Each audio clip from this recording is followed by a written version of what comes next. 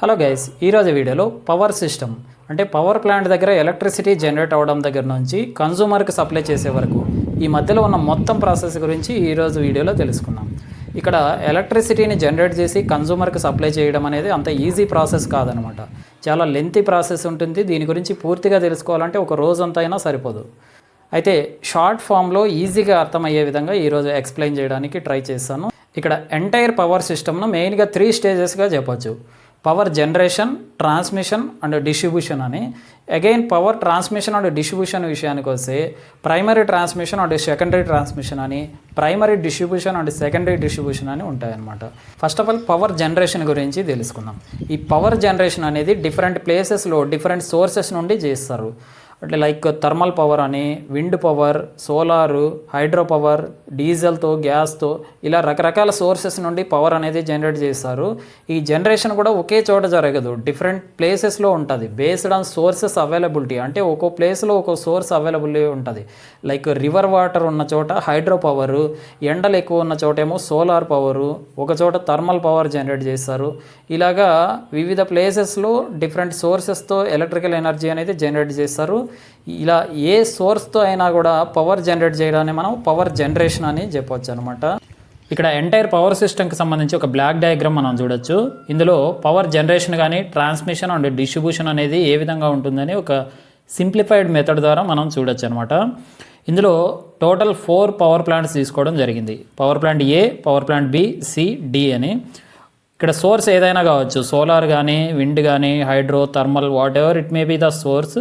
4 power plants తీసుకోవడం జరిగింది. ఇక్కడ అన్ని పవర్ ప్లాంట్స్ దగ్గర జనరేషన్ వోల్టేజ్ అనేది ఎంత కెపాసిటీతో మనం పవర్ జనరేట్ చేస్తున్నామంటే 11 kVతో మనం పవర్ జనరేట్ చేస్తున్నాం.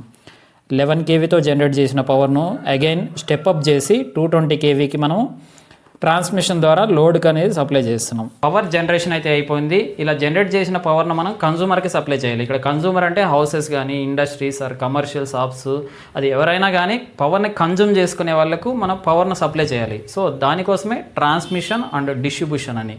సో ఇక్కడ క్లియర్గా గమనించినట్టయితే 4 పవర్ ప్లాంట్స్ ఉన్నాయి కదా. పవర్ ప్లాంట్ ఏ, బి, సి, డి అని. 4 అనే కాదు, ఇంకా నెంబర్ ఆఫ్ పవర్ ప్లాంట్స్ ఉన్నా కూడా వాటన్నిటిని ఇంటర్ కనెక్ట్ చేస్తాం, అంటే ఒక చోట కనెక్ట్ చేస్తాం. దీన్నే మనం పవర్ గ్రిడ్ అంటాం అనమాట. ఈ విధంగా ఎందుకు కనెక్ట్ చేస్తాము అంటే పవర్ ఇంటరప్షన్స్ లేకోకుండా, పవర్ బ్రేక్స్ లేకోకుండా కంటిన్యూస్ పవర్ సప్లై చేయడం కోసం ఈ విధంగా పవర్ ప్లాంట్స్ అన్నింటినీ కూడా అనుసంధానం చేస్తాం అనమాట.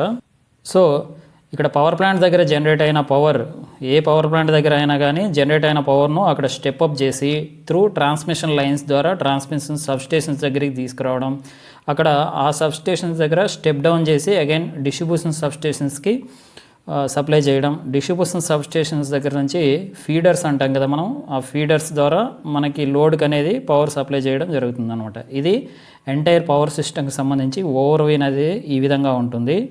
ఇక్కడ ఒక ఇంపార్టెంట్ థింగ్ ఏంటంటే పవర్ ప్లాంట్ దగ్గర జనరేట్ చేసిన పవర్ను మనం యాజ్ ఇట్ ఈజ్ కన్జ్యూమర్కి సప్లై చేయలేమన్నమాట. ఎందుకు అంటే ఏ పవర్ ప్లాంట్ అయినా మోస్ట్లీ 11 kV కెపాసిటీతో, అంటే 11,000 వోల్ట్ల కెపాసిటీతో ఎలక్ట్రిసిటీ అనేది జనరేట్ చేస్తాయి.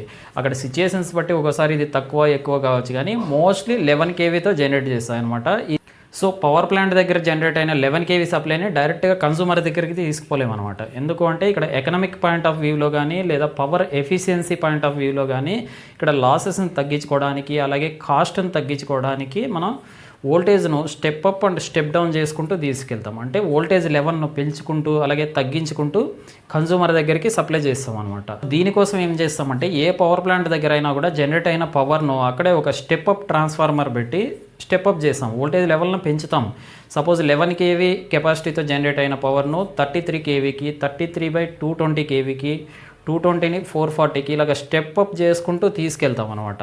సో ఇక్కడ పవర్ ప్లాంట్ దగ్గర జనరేట్ అయిన పవర్ను స్టెప్ అప్ కానీ స్టెప్ డౌన్ కానీ చేసుకుంటూ ప్రాపర్ సేఫ్టీ వేలో కన్జ్యూమర్కి తీసుకెళ్లేదే ట్రాన్స్మిషన్ కానీ డిస్ట్రిబ్యూషన్ కానీ. అయితే ఈ ట్రాన్స్మిషన్లో again primary transmission and secondary transmission అని ఉంటాయి.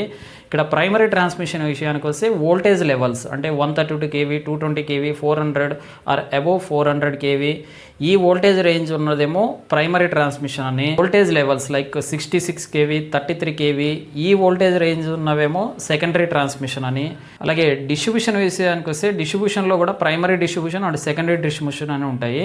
ఇక్కడ ప్రైమరీ డిస్ట్రిబ్యూషన్ విషయానికి వస్తే 11 కేవీని హ్యాండిల్ చేసేదేమో ప్రైమరీ డిస్ట్రిబ్యూషన్ అని. అలాగే సెకండరీ డిస్ట్రిబ్యూషన్కి వచ్చేసరికి 440 ఆర్ 230 వోల్ట్స్ను క్యారీ చేసేదేమో సెకండరీ డిస్ట్రిబ్యూషన్ అని అంటాము. ఇక్కడ సెకండరీ డిస్ట్రిబ్యూషన్ వచ్చేసరికి బల్క్ కస్టమర్స్ డైరెక్ట్ హౌసెస్ కానీ ఇలాగా అగ్రికల్చర్ కానీ వీటికి హ్యాండిల్ చేస్తూ ఉంటాయి అన్నమాట.